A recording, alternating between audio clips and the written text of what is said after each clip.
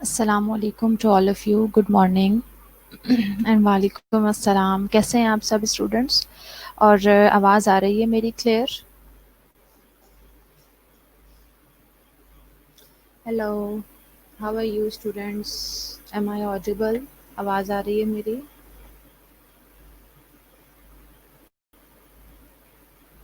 Okay, thank you Nafisa, thank you Nimra.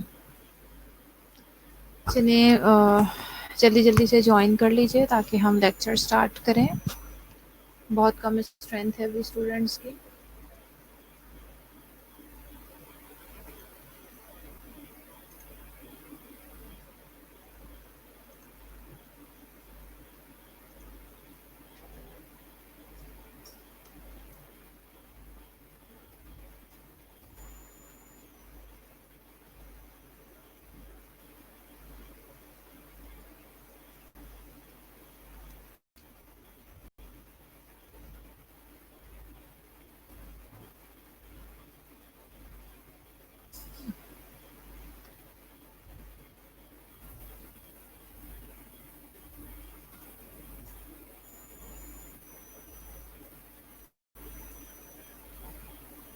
वालेकुम अस्सलाम, मैं ठीक हूँ, मैं तो निसा। वालेकुम अस्सलाम ज़ेब।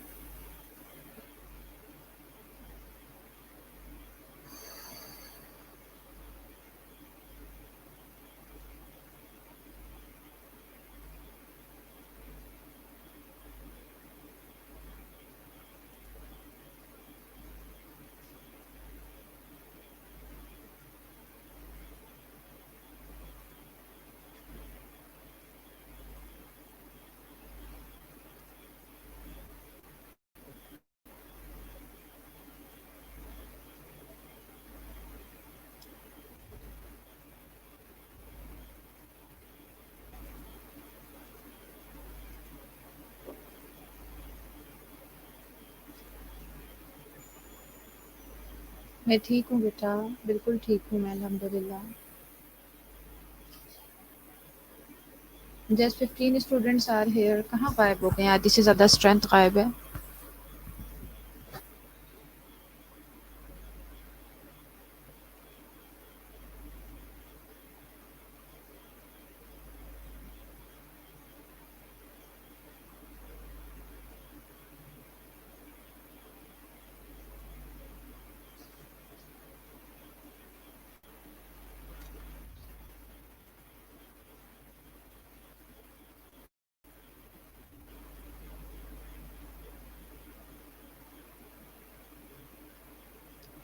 अच्छा सना, आ रहे हैं सब? कब तक आ जाएंगे?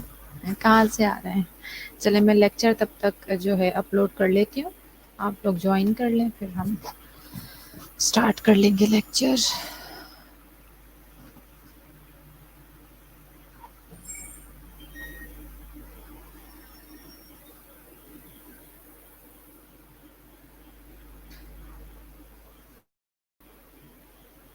Thank you.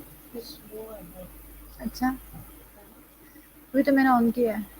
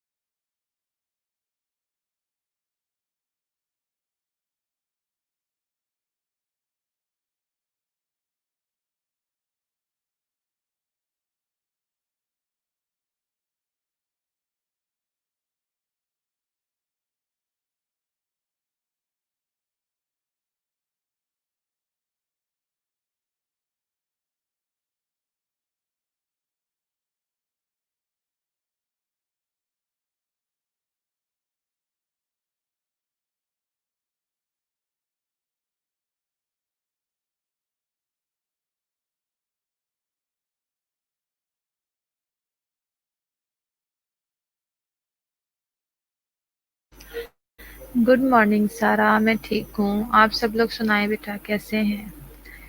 चले जी, स्टूडेंट्स तो आएंगे नहीं, हम मज़ीद कितना वेट करें। लेक्चर स्टार्ट कर लेते हैं।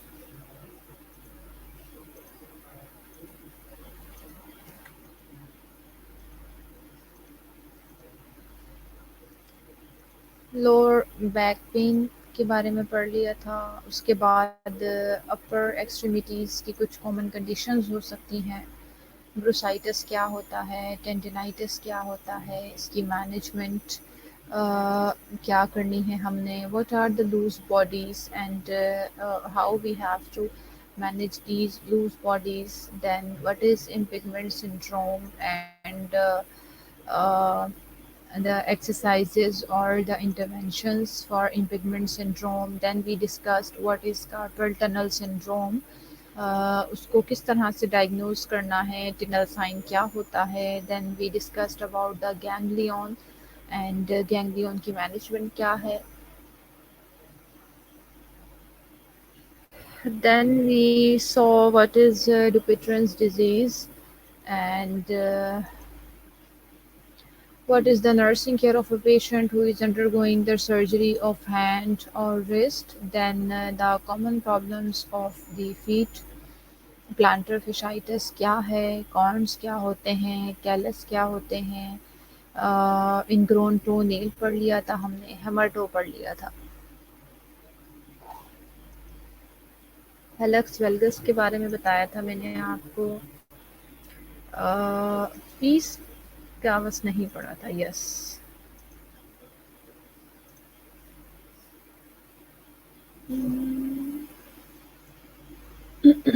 ओके। हेलेक्स वेल्गस तक हमने पढ़ लिया था। यहाँ तक बेटा कोई अगर किसी की क्वेरी है, कोई बात आप लोग पूछना चाहते हैं तो पूछ सकते हैं, ठीक है। अगर कोई बात भूल गए हैं, नहीं समझ आई पिछले लेक्चर में, तो आप मुझसे पूछ लीजिएगा।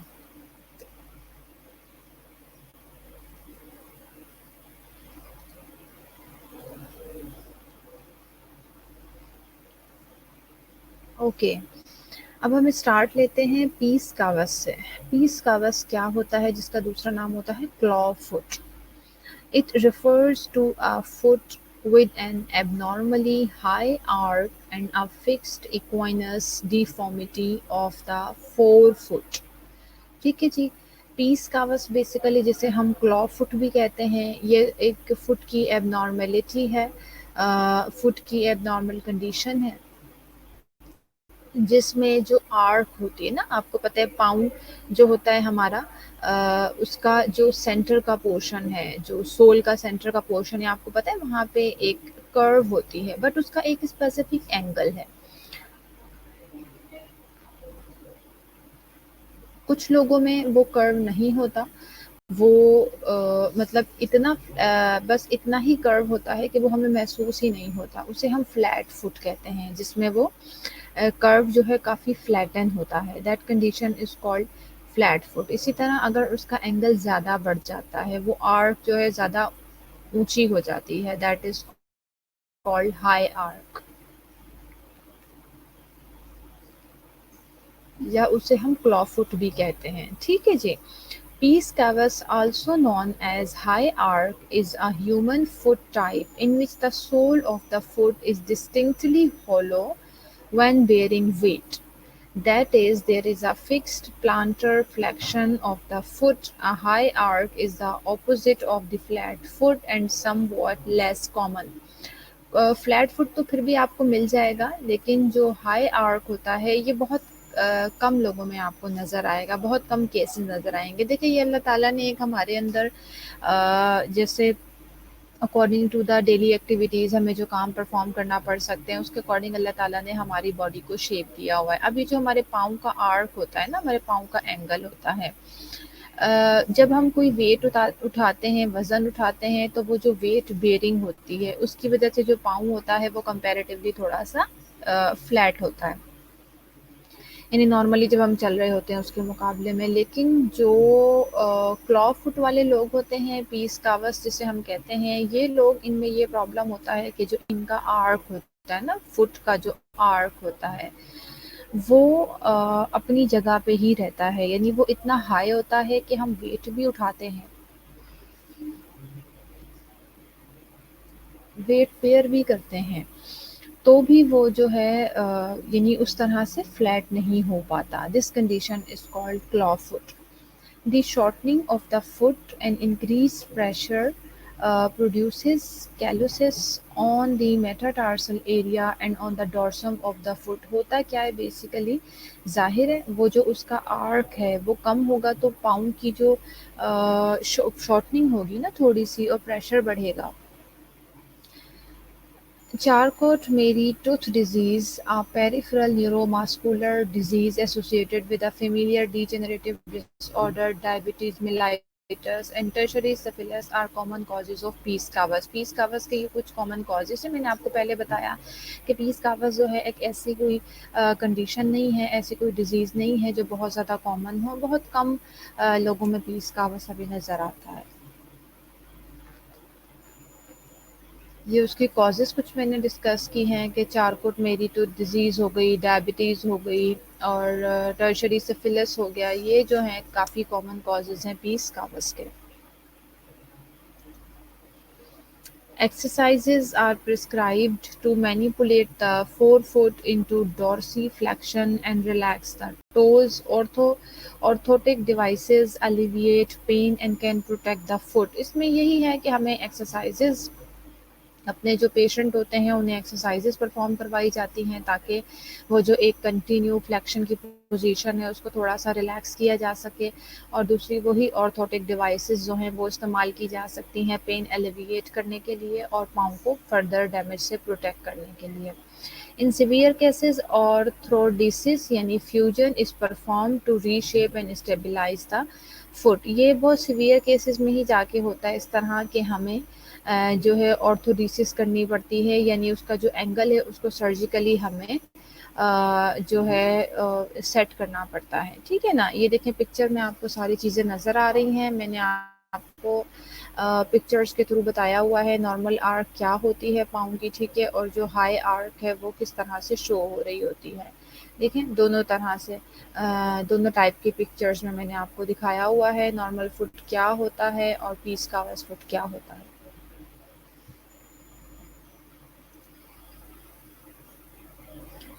इसके बाद आ जाता है मॉर्टन्स न्यूरोमा।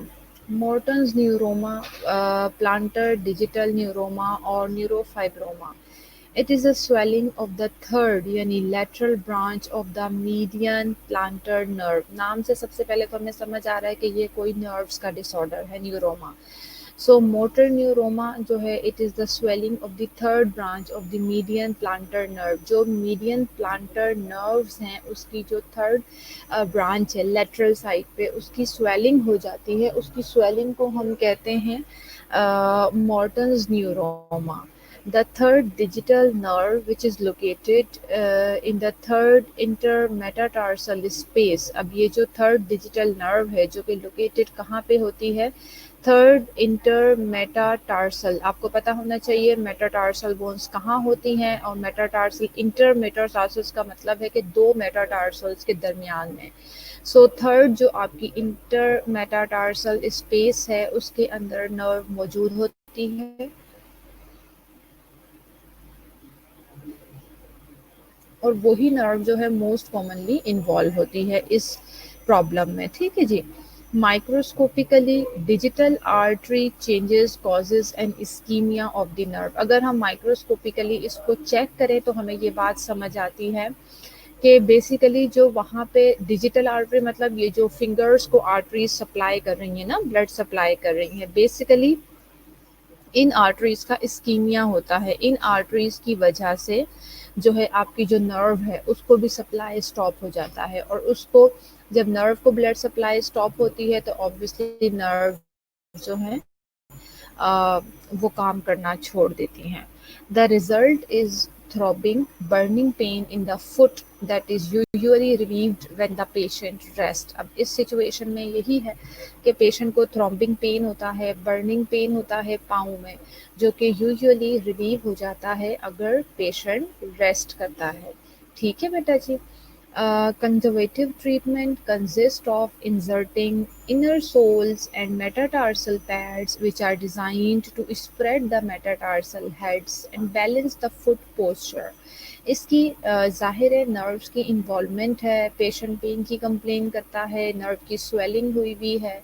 तो कंज़र्वेटिव ट्रीटमेंट जो हम कर सकते हैं पेशेंट के लिए वो यही है कि उसके अंदर इनर सोल्स आपने रखने हैं, इंसर्ट करने हैं, इनर सोल्स रखने हैं और जो आपके मेटाटार्सल्स हैं उनके ऊपर पैड्स अप्लाई करने। इससे क्या होगा कि वो जो एक पाँव के ऊपर प्रेशर पड़ रहा था, नर्व्स के ऊपर प्रेशर पड़ रहा था और उसकी वजह से पेन की कंप्लेन आ रही है, वो सारी चीज़ें रिज़ॉल्व होना शुरू हो जाएँगी और जो पाँव है उसका पोस्चर जो है वो बैलेंस हो जाएगा। Local injection of a corticosteroid and a local anesthetic agent may provide relief. अब इसमें देखें लोकल इंजेक्शंस कॉर्टिकोस्टेरॉइड के यानी उस जगह पे लोकली हम कॉर्टिकोस्टेरॉइड इंजेक्ट कर सकते हैं। इसके अलावा लोकल एनेस्थेटिक एजेंट्स जो हैं वो इस्तेमाल किए जा सकते हैं पेन रिलीफ करने के लिए। अगर ये चीज़ें फेल हो जाती हैं तो फिर हमें सर्जिकल एक्सीजन की तरफ जाना पड़ता है। ये जो न्यूरोमा बन गया है इसकी सर्जिकल एक्सीजन की जाती है। Pain relief and loss of sensation are immediate and permanent. Some time ऐसा भी हो सकता है कि ये जो पेन है ये रिलीफ हो भी सकता है और उसके साथ साथ कभी ये भी चीज़ें हो सकती हैं कि जो सेंसे क्योंकि ज़ाहिर है बेटा जी नर्व इन्वॉल्व है ना, हमें इस चीज़ को अंडरस्टैंड करने की ज़रूरत होगी। नर्व्स इन्वॉल्व हैं, अगर नर्व्स इन्वॉल्व हैं तो सम टाइम ऐसा भी हो जाता है कि जो सेंसेशंस होती हैं वो भी लॉस हो सकती हैं परमानेंटली।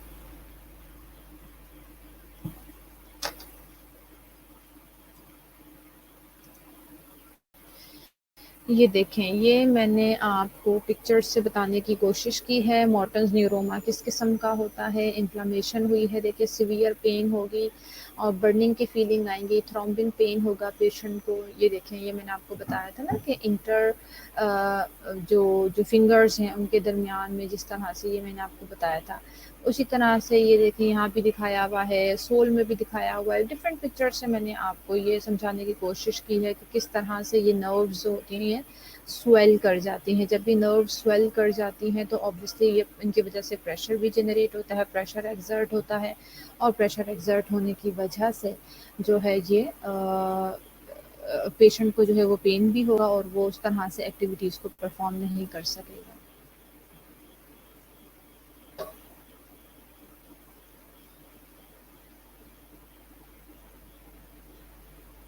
ओके जी, अब हम डिस्कस कर लेते हैं जैसे हमने क्लॉ फुट डिस्कस किया, अब हम देख लेते हैं फ्लैट फुट क्या होता है। फ्लैट फुट या फ्लैट फीट जिसे कहा जाता है। फ्लैट फुट या पीस प्लानस भी इसे कहते हैं। It is a common disorder in which the longitudinal arc of the foot is diminished। देख रहे हैं पिक्चर में आपको नज़र आ रहा है कि जो longitudinal एक आर्क बनी होती है नॉर्मली, जो इंसान हम ह्यूमन बीइंग के पाँव की जो एक अल्लाह ताला ने शेप रखी है, नॉर्मल एक आर्क रखी है, लॉन्गिट्यूडनल साइड के ऊपर एक आर्क रखी है, वो वहाँ से बिल्कुल सीधा स्ट्रेट नहीं होता नॉर्मली। तो फ्लैट फुट में क्या होता है कि वो गायब हो जाती है। It may be caused by congenital abnormalities or associated with bone or ligament injury, muscle and posture imbalance, excessive weight, muscle fatigue, poorly fitting shoes और arthritis। इसकी causes क्या क्या हैं बेटा फ्लैट फुट की? फ्लैट फुट की causes में देखें, सबसे पहले तो ये congenital हो सकता है, ये congenital abnormality हो सकती है। इसके अलावा ये किस वजह से हो सकती है? कोई बोन की या फिर लिगामेंट की इंजरी की वजह से हो सकता है। मसल्स मसल्स और पोस्चर के इम्बैलेंस की वजह से हो सकता है। बहुत ज़्यादा एक्सेसिव वेट है उसकी वजह से हो सकता है, ठीक है जी। और मसल फटीग की वजह से हो सकता है। पुअरली फिटिंग शूज़ हैं, शूज़ जो है वो अच्छी फिटिंग के शूज़ नहीं पहनते हम, या फिर आर्थराइटिस हो सकता है। इन सारी सिचुएशन में, इन सारी कंडीशंस में फ्लैट फुट हो सकता है। साइन एंड सिम्टम क्या है इसके?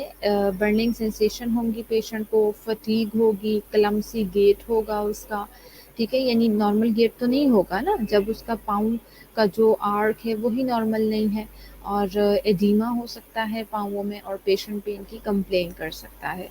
ठीक है जी। एक्सरसाइजेस परफॉर्म करवाई जाती हैं, exercises to strengthen the muscles and to improve posture and walking habits are helpful.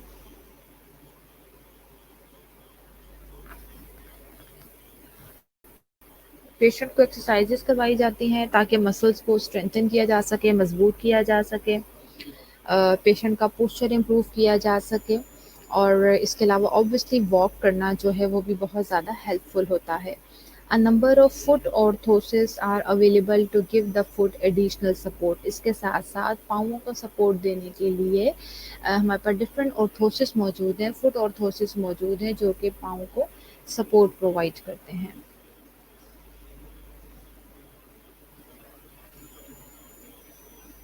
चलें जी, अब हम देख लेते हैं नर्सिंग मैनेजमेंट उस पेशेंट की who is undergoing foot surgery. जिस तरह से हमने देखा था कि अगर एक पेशेंट है हमारे पास, वो अगर who is undergoing upper extremity surgery, उसी तरह से अगर किसी फुट सर्जरी किसी पेशेंट की होनी है तो उसकी नर्सिंग मैनेजमेंट क्या होंगी वो देख लेते हैं हम। तो याद रखिएगा, हर चीज़ में जो मैनेजमेंट है, या आप इंटरवेंशन सिंपल कहें, नर्सिंग केयर कहें, उस सब में ये बात मैं आप लोगों को बार-बार समझाती हूँ कि सबसे पहली चीज़ होती है असेसमेंट। असेस करना सबसे ज़्यादा ज़रूरी होता है। असेस करके ही हम अपने पेशेंट की नीड्स को आइडेंटिफ़ाई कर सकते हैं। हम ये जान सकते हैं कि हमारे पेशेंट की क्या कंडीशन है, क्या सिचुएशन है, किस तरफ जा रही है। सो असेसमेंट में surgery is usually perform as an outpatient procedure. ठीक है, सबसे पहले तो ये कि जो फुट सर्जरीज होती हैं यूजुअली, अगर छोटे मोटे केसेस हैं इस तरह के, तो वो उसमें सर्जरी जो है मतलब आउट पेशेंट प्रोसीजर के तौर पर भी की जा सकती है। उसके बाद perform routine out patient pre operative assessment. वही बात कि सबसे पहले हमने पेशेंट की प्री ऑपरेटिव असेसमेंट करनी है, यानी आपके पेशेंट की आप सर्जरी प्लान कर रहे हैं तो आप सबसे पहले अपने पेशेंट की सर्जरी करने से पहले प्री ऑपरेटिव असेसमेंट करेंगे। प्री ऑपरेटिव असेसमेंट में बेटा सारी चीज़ें आएंगी। आप अपने पेशेंट की सबसे पहले इंटरव्यू करेंगे, पूरी हिस्ट्री टेकिंग करेंगे, उसको करंट क्या प्रॉब्लम है, उसके साथ उसकी कोई कोमोबिडिटी है, उसकी कोई पास्ट हिस्ट्री है, पास्ट में उसको कोई प्रॉब्लम रह चुका है, वो कोई मेडिसिन तो नहीं लेता, उसे किसी चीज़ से एलर्जी है, ये सारी चीज़ें। फिर करंट प्रॉब्लम उसका क्या है, उसके करंट प्रॉब्लम की डिटेल में हिस्ट्री लेनी है आपने। तो ये सारी चीज़ें आपने क्या किया कि प्री ऑपरेटिव असेसमेंट अपने पेशेंट की परफॉर्म की सबसे पहले। उसके बाद डिटरमिन पेशेंट नॉलेज। उसके बाद आपने ये आइडेंटिफाई करना है कि आपके पेशेंट का नॉलेज लेवल क्या है। ठीक है, दोनों तरह से ये बात मैं आपको बार-बार समझाती हूँ कि जब हम पेशेंट के नॉलेज की बात करते हैं या पेशेंट की एजुकेशन की बात करते हैं, तो हम ये चीज़ देखते हैं कि हमारे पेशेंट का जनरल नॉलेज लेवल कैसा है, जनरल उसका एजुकेशन लेवल कैसा है। ज़ाहिर है हमें इससे इन चीज़ों का अंदाज़ा हो जाता है कि हमारा पेशेंट हम उसको कितना नॉलेज है। इवन हम उसकी डिज़ीज़ की बात कर लेते हैं ना, देखें उसको अपनी प्रॉब्लम के बारे में कितना नो हाउ है, वो अपनी प्रॉब्लम को कितना अंडरस्टैंड करता है, या वो बिल्कुल ही डिनाई करता है कि नहीं जी मुझे तो कोई प्रॉब्लम है ही नहीं। तो और प्लस ये कि आपको जो पता होगा कि आपके पेशेंट के पास कितना नॉलेज है, तो उससे आप अपने पेशेंट से बात कर सकेंगे। आपका पेशेंट, आप पेशेंट के लेवल पे जा सकेंगे कि आपका पेशेंट किस तरह की बातों को अंडरस्टैंड कर सकता है, या मुझे अगर पेशेंट को उसकी डिज़ीज़ के बारे में या ट्रीटमेंट के बारे में बात करनी है तो मुझे किस तरह से उससे बात करनी है। सो हमने पेशेंट का नॉलेज भी डिटरमिन कर लिया। उसके बाद perform neurovascular assessment of the foot. ज़ाहिर है जब फुट की सर्जरी हमने करनी है तो हम पूरा न्यूरोवास्कुलर असेसमेंट उसका करेंगे, ब्लड सप्लाई चेक करेंगे, पाँव में परफ्यूजन चेक करेंगे, इसके अलावा उसकी नर्व्स का स्टेटस चेक करेंगे पाँवों में। ठीक है जी, सो न्यूरोवास्कुलर असेसमेंट जो है हम उसके पाँव की पूरी परफॉर्म करेंगे। Assess ambulation and balance. उसके बाद अब जो आपका पेशेंट है, देखें उस वो अभी तो ठीक है आपने उसकी सर्जरी परफॉर्म करनी है, लेकिन उससे पहले अपने पेशेंट का स्टेटस देखें, उसकी एम्बुलेशन कितनी है, वो कितना मूव करता है, मतलब। और प्लस ये कि वो किस तरह से मूव करता है। उसे मूव करने के लिए किसी की असिस्टेंस की ज़रूरत होती है, या वो कि कोई असिस्टिव डिवाइस यूज़ करता है, या फिर वैसे ही वो फ्रीली मूव कर सकता है। अ, अगर बेड रिडन भी है इवन, जिसे मतलब बेड से बाहर मूव नहीं करता, तो बेड में कितना एम्बुलेट है, बेड के ऊपर कितनी उसकी मूवमेंट है। सो उसकी एम्बुलेशन को हमने असेस किया, और इसके अलावा मूव करते हुए आपने ये देखना है कि पेशेंट का बैलेंस कैसा है, पेशेंट अपना उसका गेट कैसा है, पेशेंट अपना बैलेंस मेंटेन कर सकता है या नहीं कर सकता, उसके जो पाँव हैं, उसकी जो लेग्स हैं, are they able to bear weight. और फिर ये भी देखेंगे कि दोनों टांगे जो हैं उसकी, वो कितना बैलेंस जो है, सॉरी कितना वेट जो है वो बैलेंस कर सकती हैं। Then explore the need for home assistance and the structural characteristics of the home. अब पहले से ये बातें मैंने पहले भी आपको बताई कि जब भी हम सर्जरी करने लगते हैं, तो चाहे आपने पेशेंट को ज़्यादातर जो चीज़ें आपने पेशेंट को बतानी है, वो कोशिश की जाती है कि हम सर्जरी से पहले पेशेंट को वो सारी चीज़ें समझा दें, बता दें, और सर्जरी से पहले हम असेस भी कर लें कि हमारे पेशेंट को घर में किस किस्म की असिस्टेंस की ज़रूरत होगी, उनका घर किस किस्म का है। फॉर एग्ज़ाम्पल स्टेयर्स हैं, अगर स्टेयर्स हैं तो उनको मूव करने के लिए कैसी असिस्टेंस की ज़रूरत होगी, किसी असिस्टिव डिवाइस की ज़रूरत होगी या नहीं होगी, प्लस क्या हम सर्जरी के बाद पेशेंट को फ्रीली मूव करने की इजाज़त दे सकते हैं और या नहीं दे सकते, इन चीज़ों को हमने देख लिया।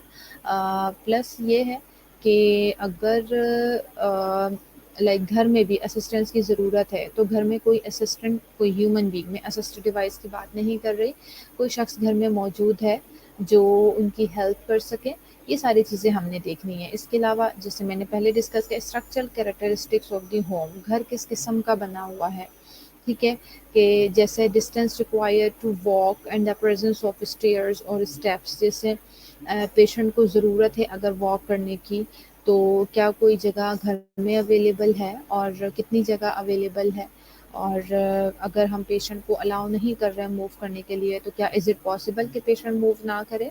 प्लस ये कि कोई स्टेयर्स हैं या स्टेप्स हैं, तो ऑब्वियसली उसके लिए केयरफुल होना पड़ेगा कि पेशेंट वहाँ से स्टेयर्स को या स्टेप्स को किस तरीके से इस्तेमाल करे।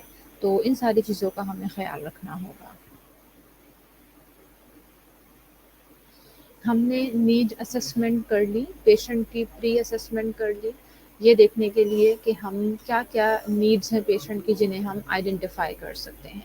अब आ जाते हैं हम डायग्नोसिस की तरफ। डायग्नोसिस बनानी है हमने अपने पेशेंट के लिए, क्योंकि अगर हम नर्सिंग डायग्नोसिस नहीं बनाएँगे, then we will not be able to make the different goals, and we will not be able to make the objectives to achieve those goals, and even then we will not be able to apply the nursing interventions. So first we have to make nursing diagnosis. Nursing diagnosis क्या क्या हो सकती हैं? Risk for ineffective peripheral tissue perfusion हो सकता है, क्योंकि देखिए सर्जरी करनी है हमने, गॉड फॉरबिड कुछ भी हो सकता है, कोई नर्व इन्वॉल्व हो सकती है, ये इस तरह की चीज़ें हो सकती हैं, या कोई ब्लड वेसल रप्चर हो सकती है। सो पेरिफेरल टिश्यूज़ की परफ्यूजन का भी रिस्क हो सकता है कि इनइफेक्टिवली जो है पेरिफेरल टिश्यूज़ की परफ्यूजन हो जाए। उसके बाद आ जाता है एक्यूट पेन है, ये तो बहुत कॉमन सी बात है कि पेन की कंप्लेंट तो पेशेंट पहले भी कर रहा है और आफ्टर सर्जरी भी उसे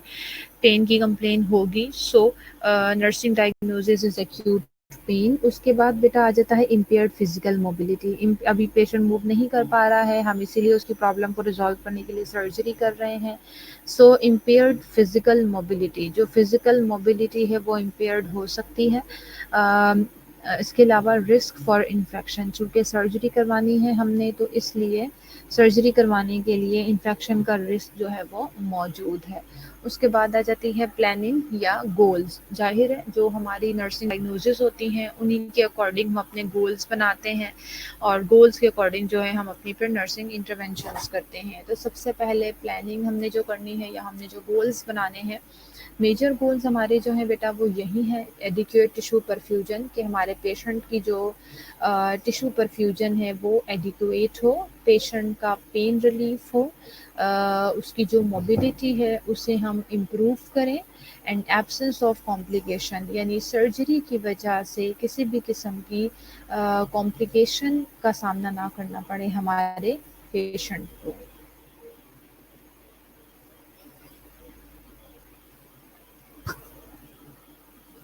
अब आ जाते हैं नर्सिंग इंटरवेंशंस। सबसे पहले न्यूरोवास्कुलर असेसमेंट बहुत ज़्यादा ज़रूरी है, सबसे ज़्यादा ज़रूरी है। We will assess swelling and neurovascular status every 1 to 2 hours for the first 24 hours। जब सर्जरी होती है तो उसके बाद 24 घंटों में जो है हम स्वेलिंग और जो न्यूरोवास्कुलर स्टेटस होता है उसे चेक करते हैं हर 1 से 2 घंटे बाद।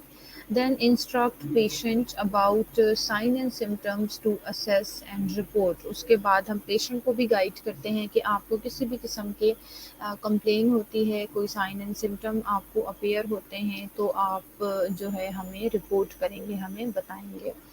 उसके बाद आ जाता है नेक्स्ट हमारी जो नर्सिंग इंटरवेंशन है, ऑब्वियसली वो यही है कि हमने पेशेंट का पेन किस तरह से रिलीव करना है। रिलीफ पेन के लिए हम पेशेंट का जो फुट है उसे एलिवेट कर सकते हैं। एलिवेट करने से आपको पता है स्वेलिंग के भी चांसेस कम होते हैं और पेशेंट का पेन भी रिलीफ होता है। इसके अलावा आइस या कोल्ड थेरेपी जिसे हम कहते हैं वो की जा सकती है। इंटरमिटेंटली मेडिकेशन एडमिनिस्टर की जा सकती हैं। एनाल्जेसिक्स जो हैं वो ओरल एनाल्जेसिक्स भी हो सकते हैं या फिर आईवी जो है वो एडमिनिस्टर की जा सकती हैं मेडिकेशंस। उसके बाद आ जाती है इम्प्रूव मोबिलिटी। मोबिलिटी किस तरह से अपने पेशेंट की हमने इम्प्रूव करनी है, इंस्ट्रक्ट करना है पेशेंट को वेट बेयरिंग रिस्ट्रिक्शन के लिए, यानी जितना हम उन्हें वेट बेयरिंग अलाउ कर सकते हैं सिर्फ उतना वो वेट बेयर करें, उससे ज़्यादा वो वेट बेयर ना करें। ठीक है, उसके बाद यूज़ असिस्टिव डिवाइसेस यानी क्रचेस और वॉकर की ज़रूरत हो सकती है। According to the patient needs हम उन्हें उन असिस्टिव डिवाइसेस को यूज़ करना भी बताएंगे। ऐसा नहीं है कि सिर्फ हमने बोल दिया जी ये क्रचेस हैं, ये आपने बाय करनी है और ये आपने यूज़ करना है। नहीं, आप उन्हें उसका यूज़ भी बताएंगे कि किस तरीके से उसे आपने यूज़ करना है।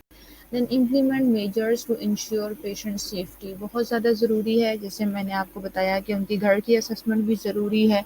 सो जो पेशेंट को यानी उसकी सेफ्टी का हमें ख़्याल रखना है, अपने पेशेंट की सेफ्टी का हमें ख़्याल रखना है। जितने भी मेजर्स हैं उसको इंश्योर करना है कि हमारा पेशेंट जो है वो सेफ रहे।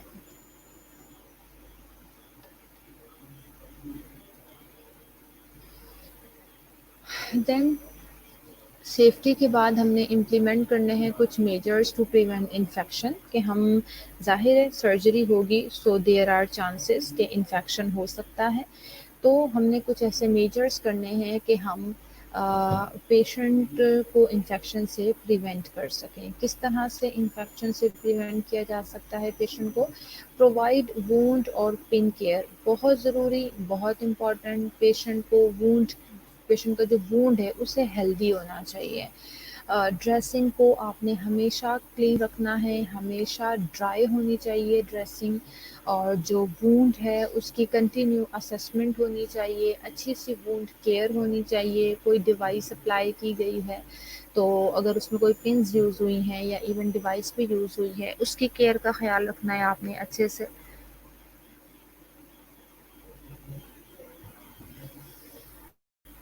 Then we will assess for the sign and symptom of infection. ये भी मैं बार बार बताती रहती हूँ कि जो इन्फेक्शन के साइंस हैं, जैसे वहाँ से कोई फाउली स्मेल तो नहीं आ रही, कोई डिस्चार्ज तो नहीं हो रहा वूंड से, बहुत ज़्यादा ब्लीडिंग तो नहीं हो रही, और जब आप ड्रेसिंग कर रहे हैं तो देखें कि वूंड का कलर किस किस्म का है, पस तो नहीं निकल रही। इन सारी चीज़ों को, ये सारे आपके जो इन्फेक्शन के साइन और सिम्टम्स होंगे, इन्हें आपने खुद भी असेस करना है और पेशेंट को भी बताना है कि अगर कोई इस तरह की चीज़ वो देखते हैं तो वो अपनी अपनी जो नर्स हैं या चलिए डॉक्टर हैं जिसको भी वो बताना चाहें वो उसके साथ इसे इस चीज़ को डिस्कस कर सकते हैं।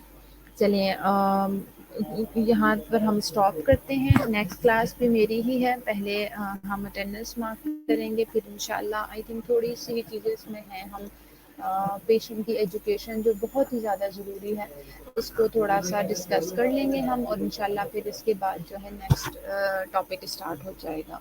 अभी आप स्टूडेंट्स की कोई भी क्वेरी है तो आप मुझसे पूछ सकते हैं। यहाँ तक कोई बात समझ नहीं आई है तो भी मुझसे पूछ लीजिए।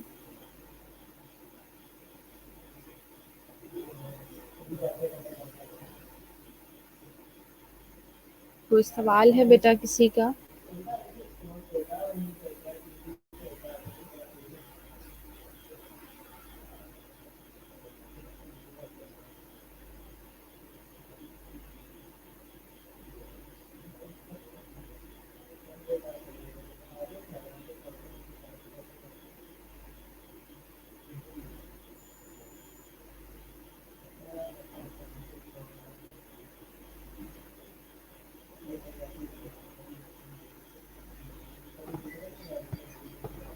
ओके, चलिए बहुत अच्छी बात है अगर क्लियर है तो। अब हम अटेंडेंस मार्क कर लेते हैं। तमाम स्टूडेंट वन बाय वन अपने रोल नंबर के साथ आप मुझे अटेंडेंस मार्क करवा लीजिए, ठीक है?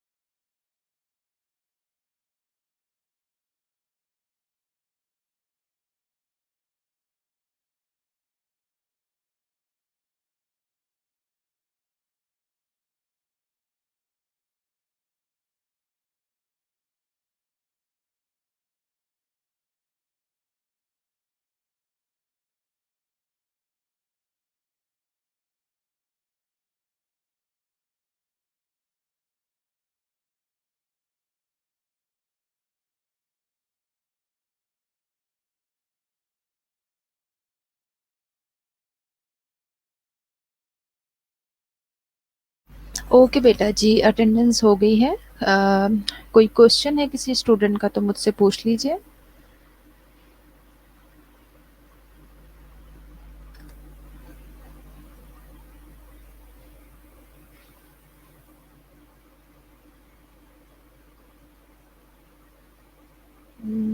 अटेंडेंस में आई थिंक हाँ नहीं हो गई है। मैं कुन्निसा की भी और एक दो स्टूडेंट की क्वेरी है, मुझे ज़रा चेक कर लें। समर समर की भी हो गई है और सारा की भी हो गई है।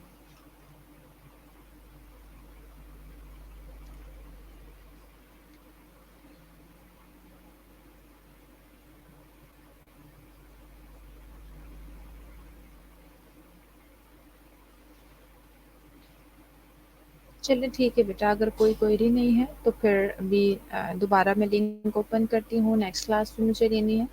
अ, फिर आपको ब्रेक देंगे 10 मिनट्स का और उसके बाद इंशाल्लाह फिर क्लास स्टार्ट होगी। ठीक है बेटा, टेक केयर।